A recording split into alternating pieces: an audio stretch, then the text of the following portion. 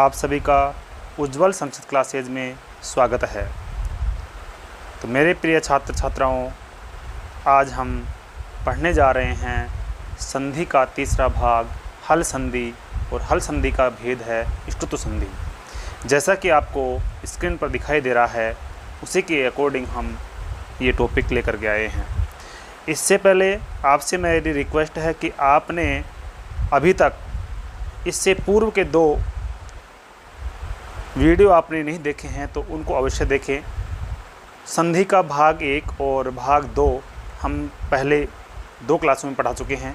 उनको देखने के पश्चात ही आप ये वीडियो देखोगे तो आपके लिए बहुत ही लाभप्रद होगा।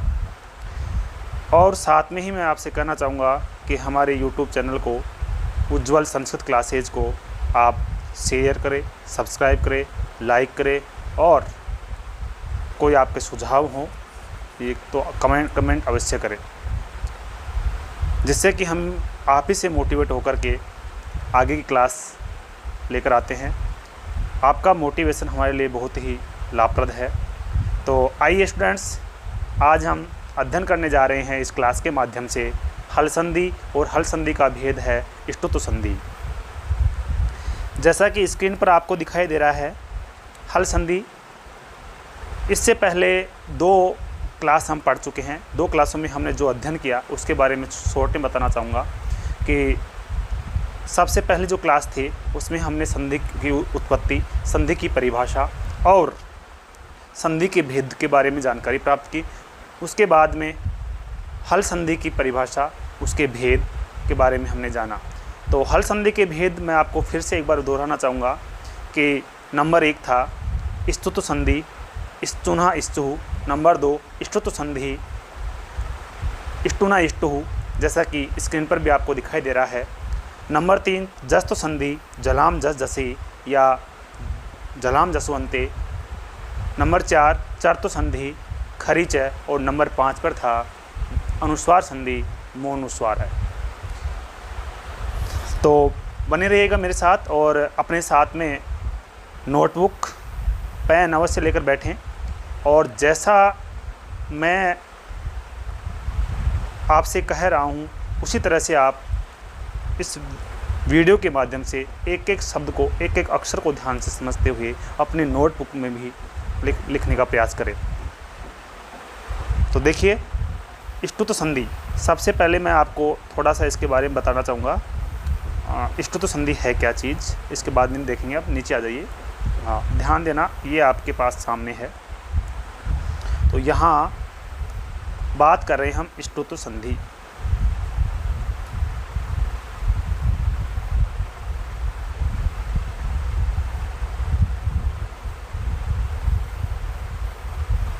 ष्टुत्व संधि, इसका सूत्र है ष्टुना ष्टुः। ष्टुना ष्टुः। थोड़ी सी चर्चा करते हैं हम ष्टुना ष्टुः सूत्र के बारे में, बताते हैं, फिर आगे बढ़ेंगे।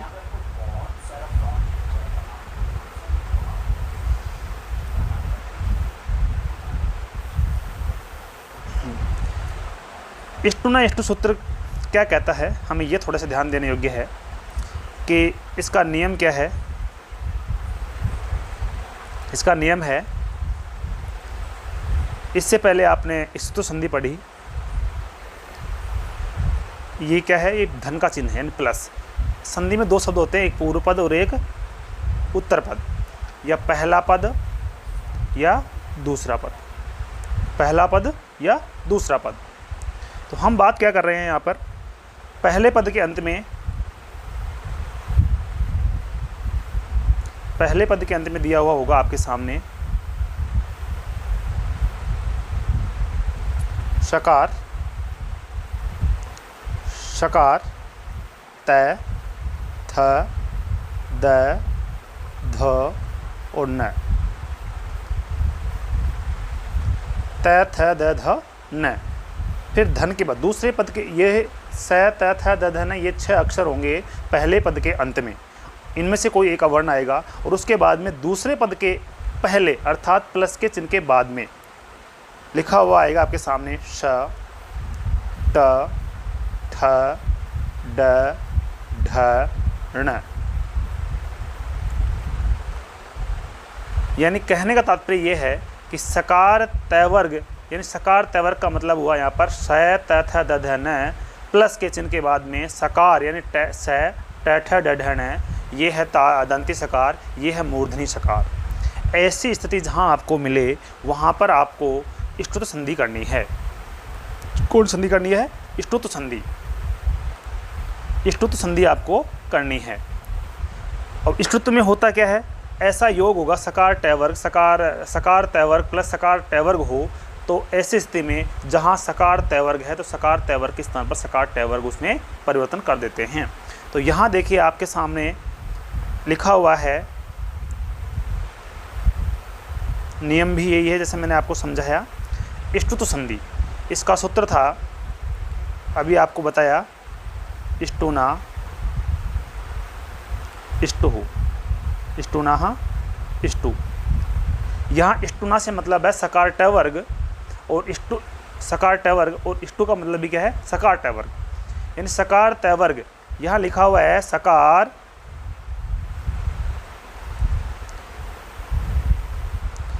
यदि पूर्व पद करने, पूर्व पद क्या होता है? इस प्लस के चिन्ह से पहले, प्लस के चिन्ह से पहले क्या आएगा? सकार तैवर्ग। सकार तैवर्ग का मतलब है श, दंती सकार, त, थ, द, ध, न, और उसके बाद द्वितीय पद के पहले दूसरा पद यहाँ होगा प्लस वाले चिन्ह के बाद में, तो उससे पहले क्या आना चाहिए? सकार टैवर्ग। सकार टैवर्ग यानी पहले पद के अंत में सकार टैवर्ग आए और उसके बाद में द्वितीय पद के पहले सकार टैवर्ग आए, तो सकार टैवर्ग के स्थान पर जो ये सकार है इसके स्थान पर क्रमशः सकार टैवर्ग हो जाता है। सकार टैवर्ग होगा, यानी परिवर्तन किसके स्थान पर होगा? सकार टैवर्ग के स्थान पर, यानी दंती सकार और त, थ, द, ध, न के स्थान पर सकार यानी श। सकार का मतलब है यहाँ पर श। यदि सकार ये, सकार का मतलब क्या हुआ यहाँ पर? सकार या ककार, सकार का मतलब होता है स, कार शब्द जोड़ देते हैं शब्द के सकार, कार, कार का मतलब है यहाँ पे, सकार का मतलब पूरे से लेंगे हम यहाँ क्या? श वर्ण से है।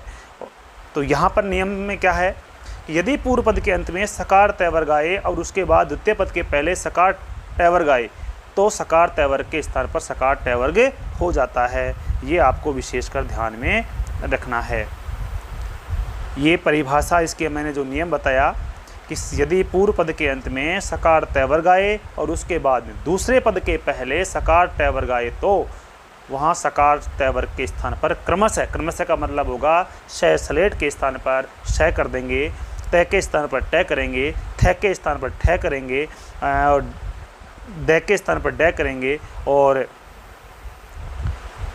ध के स्थान पर ढ और न के स्थान पर न। ये क्रमशः आदेश होते हैं। अब देखिए ये योग कैसे होगा?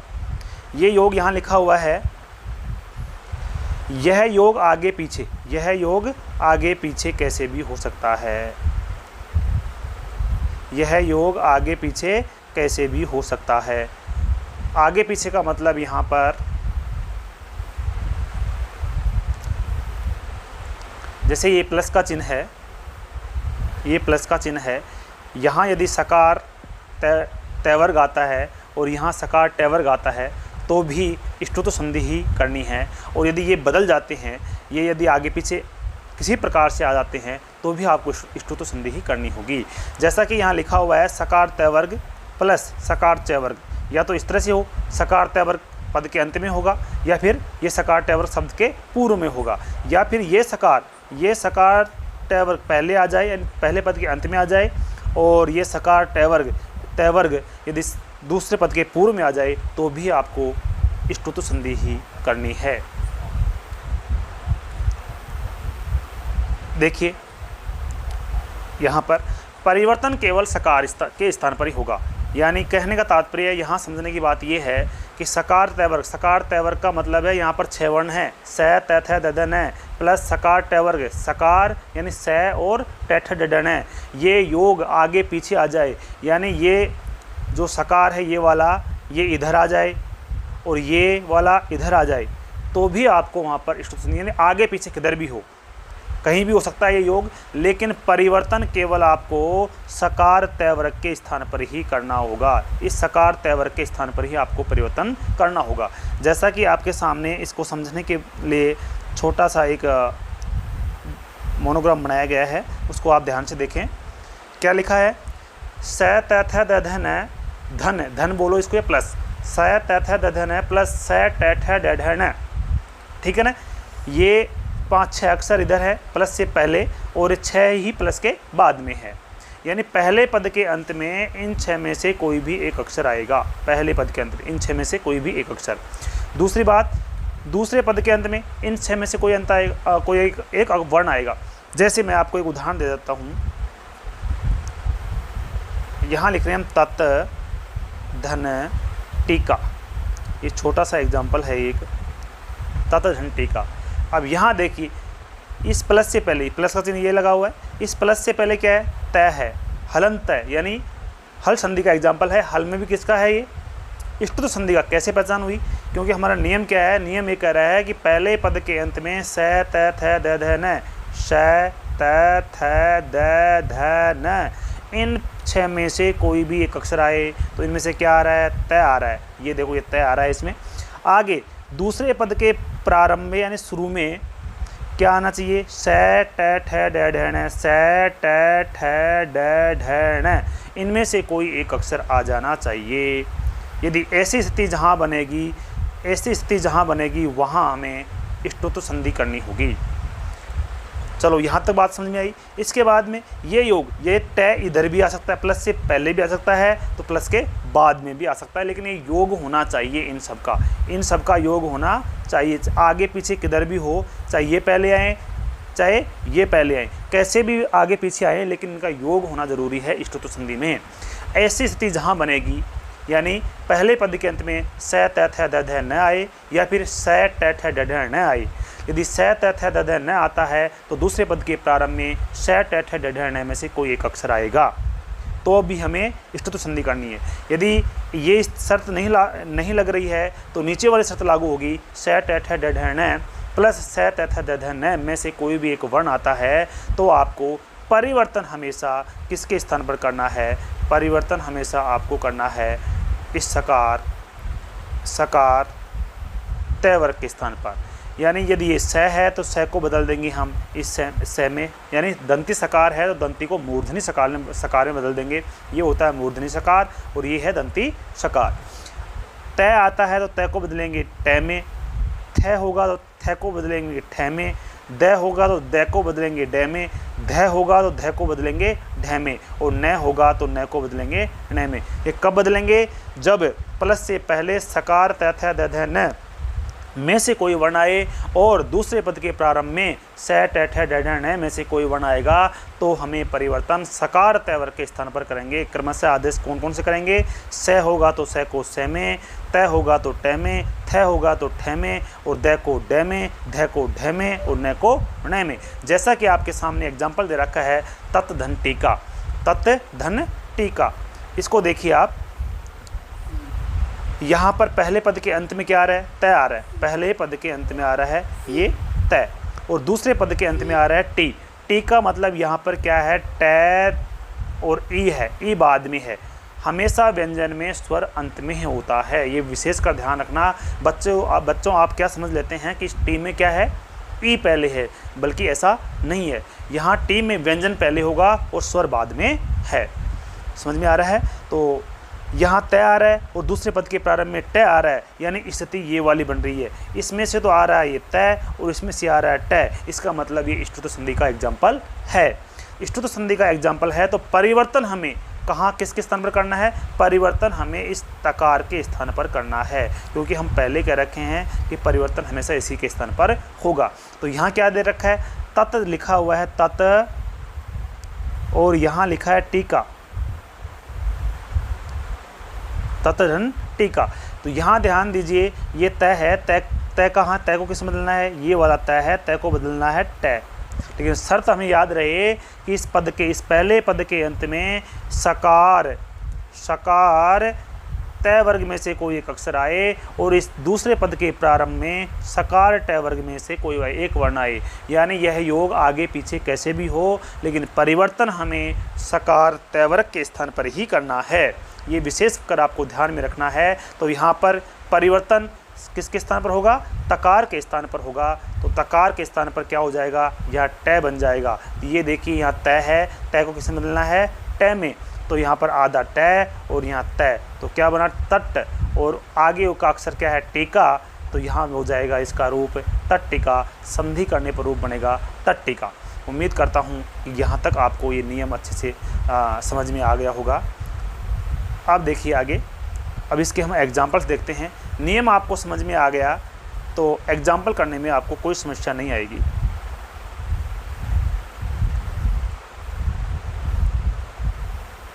एक मिनट, चलिए एग्जाम्पल्स के बारे में बात कर लेते हैं हम।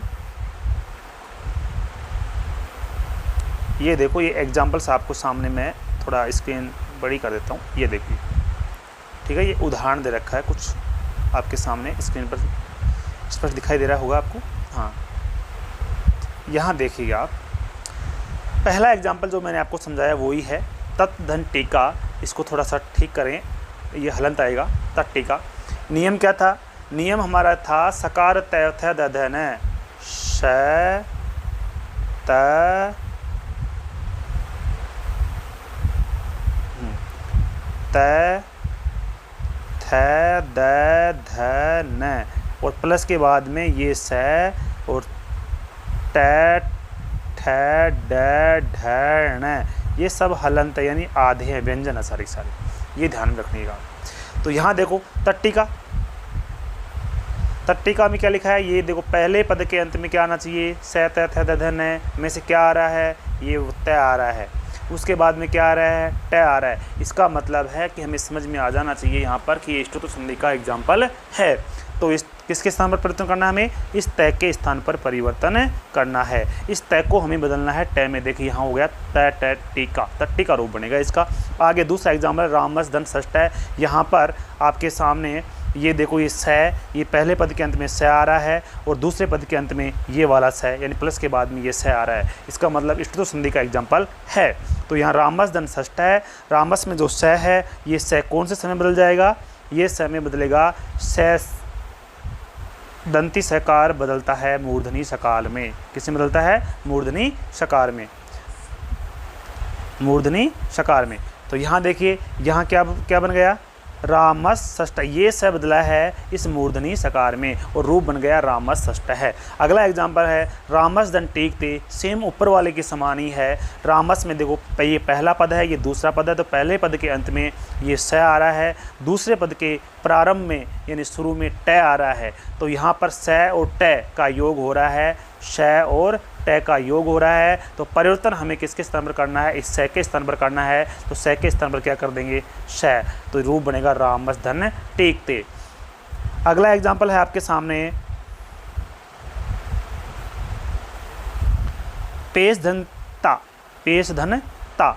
यहाँ देखिएगा पेश, पेश में स है, आगे तय है, यहाँ योग हो रहा है ये श, मूर्धनी स और तय। मैंने आपको एक बात बताई थी कि ये योग आगे पीछे कैसे भी हो सकता है, यानी सकार तय वर्ग इधर भी आ सकता है प्लस से, तो प्लस से पहले भी आ सकता है। तो यहाँ पर स्थिति कौन सी हुई है, जो ये स है वो प्लस से पहले आ रहा है और आगे तय है, लेकिन योग हो रहा है यहाँ पर स्तुति संधि है। तो स्तुति संधि है तो किस परिवर्तन हमेशा सकार तय वर्ग के, ये बात आप अवश्य ध्यान रखें। स्तुति और स्तुति संधि दोनों में ही परिवर्तन सकार तय वर्ग के स्थान पर ही होगा। तो यहाँ पर तय है, तय के स्थान पर परिवर्तन क्या होगा, तय बदलता है हमेशा तय में। किसमें बदलता है, तय में। तय के स्थान में क्या कर देंगे, तय। तो रूप बनेगा यहाँ पर पेश धन ता। तो यहाँ स था, आगे क्या था, तय, तय को बदल दिया है तय में, तो रूप बन गया पेशटा। पेश धन ता, इस ता को बदल दिया टा में और रूप बनेगा पेशटा। सस दंत है, यहाँ देखिएगा आप, अगला एग्जाम्पल है सस धन थ, सस धन थ, सस धन थ में देखो यहाँ पर पहले पद के अंत में श आ रहा है, यानी मूर्धनी स है, आगे वाले में थ है, यानी इधर तो सकार ट वर्ग में से है और दूसरे पद में सकार त वर्ग में से है, तो परिवर्तन सकार त वर्ग के स्थान पर होगा, यानी थ के स्थान पर क्या बन जाएगा, ठ बन जाएगा। इससे पहले मैंने आपको नियम समझाया, उसको आप अपने सामने लिख लें नोटबुक पर और उसमें देखते जाएं किसके स्थान पर कौन सा परिवर्तन हो रहा है। ठीक है, सस धन थ। और फिर भी यदि आपको कोई समस्या आती है तो आप कमेंट बॉक्स में लिख करके आप लिख सकते हैं समस्या को, किस किस स्थान पर क्या होता है। मैं पूरा प्रयास करूँगा समझाने का। तो यहाँ देखिएगा आप, यहाँ स है, पहले पद के अंत में स है, दूसरे पद के अंत में और दूसरे पद के प्रारंभ में थ, तो यहाँ स और थ बन रहा है। तो स तो ऐसे कैसे रहेगा, क्योंकि सकार ट वर्ग के स्थान पर तो परिवर्तन हमें करना ही नहीं है, परिवर्तन करना है हमें सकार त वर्ग के स्थान पर। तो त वर्ग में क्या है, थ, थ कौन सा है, दूसरा अक्षर है त वर्ग का, तो ट वर्ग का दूसरा अक्षर कर देंगे ठ और रूप बनेगा षष्ठ है। क्या रूप बन जाएगा, षष्ठ है। ये बात आपको विशेषकर ध्यान रखें। अगला एग्जाम्पल है आपके सामने, देखिएगा इधर,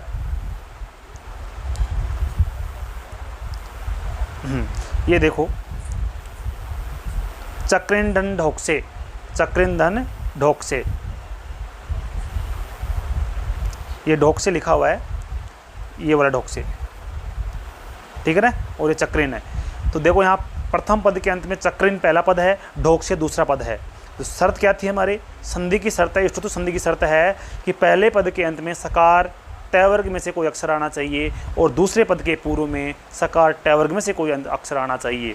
ऐसी स्थिति हो रही है। यहाँ पर संधि के नियम के अकॉर्डिंग यहाँ सकार त वर्ग में से न आ रहा है, त वर्ग का 5वां अक्षर आ रहा है और यहाँ सकार ट वर्ग का चौथा अक्षर आ रहा है। तो एक तरफ पद के अंत में न है और दूसरे पद के शुरू में ढ है। तो परिवर्तन किसके स्थान पर करना है, परिवर्तन हमें न के स्थान पर करना है, बदलना किसको है, न को। न किसके अकॉर्डिंग बनेगा, ये न है, ध्यान देना, न किसके अकॉर्डिंग बदलेगा, ये रहा न, ये न बदलेगा ण में, किसमें बदल जाएगा, ण में। तो यहाँ रूप बनेगा चक्रिन, ये न को बदल देंगे हम इस ण में और ढौक से ऐसे कैसे लिख देंगे, ढौक से, ढौक से, रूप बन जाएगा चक्रिन ढौक से। अगला एग्जाम्पल है आपके सामने, राजधन त्रम, राजधन त्रम। यहाँ देखिए पहले पद के अंत में है श और दूसरे पद के शुरू में है त्र। इसको थोड़ा सा देखना। आप कहोगे कि सर आपने बता दिया लेकिन त्र का उल्लेख तो आपने किया ही नहीं। वही मैंने कर दिया है, आपको ध्यान होना चाहिए। जो ये त्र है, ये त्र दो वर्णों से मिलकर बनता है, त और र से, त और र से मिलकर बनता है त्र। तो ये त आ रहा है कि नहीं, पहले पद के अंत में आ रहा है स, दूसरे पद के अंत में आ रहा है ये त, त्र में है त, त्र में क्या है, त। तो स और त आ रहा है, तो परिवर्तन किसके स्थान पर करेंगे, इस त वर्ग के स्थान पर परिवर्तन करेंगे। त को बदल देंगे हम किस में, ट में, त को बदलेंगे ट में। तो रूप बनेगा श और त को बदला ट में और इस ये र है, इसमें जो र को लगा देंगे नीचे तो बनेगा राष्ट्रम। क्या रूप बन जाएगा, राष्ट्रम। ध्यान से देखिएगा, दोबारा से समझना है इसको, थोड़ा सा देखना। राजधंत्रम, ये लिखा है रास और आगे लिखा है त्रम, यही है। तो यहाँ पर तो पहले पद में तो आ रहा है स और इस त्र बना है त और र से, त और र से, तो आ रहा है इसमें त। देखो ये रहा, ये वाला लग रहा है इसमें, ये वाला पूरा का पूरा फार्मूला। यहाँ स, इनमें से 6 अक्षरों में से आ रहा है स और यहाँ आ रहा है त। त आ रहा है कि नहीं, त्र में जो त है उस त के स्थान में क्या कर देंगे, ट, और र को लगा देंगे नीचे, रूप बन जाएगा राष्ट्रम। क्या बनेगा, राष्ट्रम। किस कौन संधि का एग्जाम्पल है, इष्टोत्तर संधि का एग्जाम्पल है। चलो आगे बढ़ते हैं। अगला एग्जाम्पल है उद्धन डैनम, उद्धन डैनम। यहाँ पहले पद यानी पूर्व पद के अंत में है द, उद और यहाँ लिखा है डैनम, ड या नम। पहले पद के अंत में आ रहा है द और दूसरे में आ रहा है ट वर्ग का ड। इसका मतलब साफ साफ उदाहरण में दिख रहा है कि सकार पहले पद में आ रहा है सकार तय वर्ग में से एक अक्षर द, दूसरे पद के शुरू में आ रहा है सकार तय वर्ग में से ड, यानी यहाँ पर योग हो रहा है ष्ठुत संधि का। तो परिवर्तन हमें सकार तय वर्ग के स्थान पर करेंगे, तो तय वर्ग में से कौन सा है द, तो द के स्थान पर क्या हो जाएगा, ये देखिए आप यहाँ पर ड, तो रूप बनेगा उ ड और आगे डयनम, उड्डयनम। क्या रूप बन जाएगा, उड्डयनम, जैसा कि आपके सामने यहाँ पर लिखा हुआ है। अगला एग्जाम्पल देखते हैं। इस दंत लिखा हुआ है इस धन तह, इस धन त, इस धन त, इस धन त में देखिए सकार टय, जैसे आपने पेष्टा का रूप बना था सेम वो का वो रूप है यहाँ पर, वही है सकार टय वर्ग में से है और या सकार तय वर्ग में से है। तो परिवर्तन किसके स्थान पर करना है, सकार तय वर्ग के स्थान पर करना है। किसके स्थान पर करना है, सकार तय वर्ग के स्थान पर करना है। तो रूप बन जाएगा इस, तो ऐसे कैसे तय के स्थान पर हो जाएगा ट, जैसे पेष्टा में किया था सेम उसी की तरह क्या बन जाएगा, इष्ट है। अगला रूप है कृष्ण है। कृष्ण को देखिए, कृष्ण में भी सेम वही है कृष, ये कृष है, आगे न है, योग पहले इसमें सकार टय वर्ग आ रहा है, बाद में सकार तय वर्ग आ रहा है। परिवर्तन हमें सकार तय वर्ग के स्थान पर करना है, तो तय को न को बदलेंगे, ये देखो ये लिखा हुआ न को बदलते हैं किसमें, ण में, तो रूप बन जाएगा कृष, और न को बदलेंगे ण, तो रूप बनेगा कृष्ण है। क्या बन जाएगा, कृष्ण है। कृष प्लस न, इस स का योग है, यहाँ पहले पद के अंत में स आ रहा है, दूसरे पद के अंत शुरू में न आ रहा है, तो न को बदलेंगे हम ण में और रूप बन जाएगा ये कृष्ण है। अगला एग्जाम्पल लेते हैं हम, विष धन नु, सेम कृष्ण की तरह ही है, यहाँ पर ले लीजिए विष और आगे लिखा है नु, तो ध्यान देना वही सकार तय वर्ग है। परिवर्तन सकार तय वर्ग के स्थान पर नहीं करना है, बार बार मैं यही बात बोल रहा हूँ आपको कि परिवर्तन हमेशा सकार तय वर्ग के स्थान पर ही होगा, न कि सकार तय वर्ग के स्थान पर। इस बात को आप अवश्य ध्यान रखें। तो सकार, इसको तो बिल्कुल आपको छेड़ना ही नहीं है, पर छेड़ना किसको है, सकार तय वर्ग को। तो तय वर्ग में क्या आ रहा है, न आ रहा है ये, तो न तय वर्ग का 5वां अक्षर है, तो तय वर्ग इसको बदलेंगे तय वर्ग के 5वें अक्षर में, न को बदलते हैं ण में, न को किसे बदलेंगे, ण में। तो यहाँ बन जाएगा विष स आधा और नु के स्थान पर ण बन जाएगा विष्णु। क्या रूप बनेगा, विष्णु। ये आपकी संधि के कंप्लीट एग्जाम्पल हुए। उम्मीद करता हूँ कि आपको एक एक एग्जाम्पल मैंने सही तरीके से समझाए हैं। फिर भी यदि आपको कोई समस्या हो तो आप कमेंट बॉक्स में अवश्य लिखें, और जो भी समस्या है वो हमें बताएं, ताकि पता लगे हमें कि कौन सी क्या समस्या आपके सामने आ रही है, उसका समाधान मैं अवश्य करूँगा। तो आज के वीडियो में इतना ही, मिलते हैं नेक्स्ट वीडियो में। तब तक के लिए आप सभी का धन्यवाद। फिर से एक बार मैं आपसे कहना चाहूँगा कि आप हमारे YouTube चैनल उज्ज्वल संस्कृत क्लासेज को सब्सक्राइब करें, लाइक करें, शेयर करें, और जो भी आपके सुझाव कमेंट बॉक्स में अवश्य लिखें। धन्यवाद।